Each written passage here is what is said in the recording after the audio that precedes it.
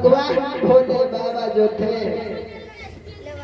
वो अमर कथा पार्वती मैया को सुना रहे हैं। जैसे ही रात आती हुई तो पार्वती मैया को नींद आने लगी, तो वो तोता का जो बच्चा था वो हुंकारा देने लगा है। और धीरे धीरे जब वो अमर कथा विराम हुई है तो पार्वती मैया तो इधर सो रही हैं। भोले बाबा ने आवाज लगाई, पार्वती। अब पार्वती और आप लोग थोड़ा शांति बनाए रखो। ये देखो बच्चे बातें कर रहे हैं। ये देखो एक बेटा है। हेलो, क्या खेल रहे हो? आज मेरे भैया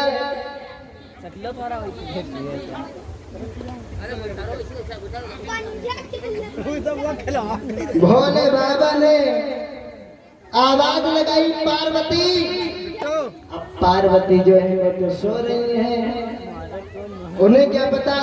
पार्वती बोली, भोले बाबा क्या कथा हो गई?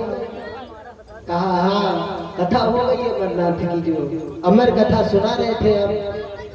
पार्वती बोली, भोले बाबा हमने कथा को तो सुन ही नहीं पाया। भोले बाबा कहने लगे, जब कथा तुम सुन नहीं रही थी तो ये कथा के बीच में हुंकारा कौन भर रहा था?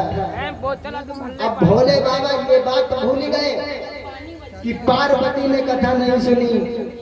अब सोचने लगे, ये असमंजस में ये पड़ गए कि ये कथा के बदले में हुंकारा कौन भर रहा था। आज उसी समय भगवान भोलेनाथ भोले बाबा को क्रोध आया है। और जब क्रोध आया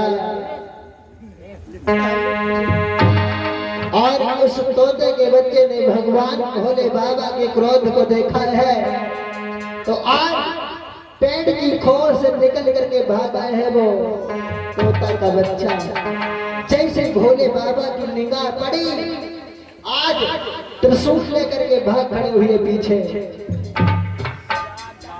और जब भाग खड़े हुए हैं तो वो तोता जो था उड़ता हुआ व्यास के आश्रम से होकर के निकला है।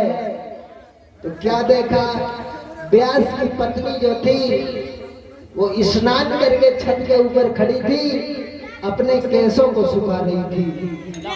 तब तक व्यास की पत्नी को जमुहाई आई, और जब जमुहाई आई है तो उस तोते के बच्चे ने सोचा कि तो बड़ा सुंदर मौका है, आज वो तोता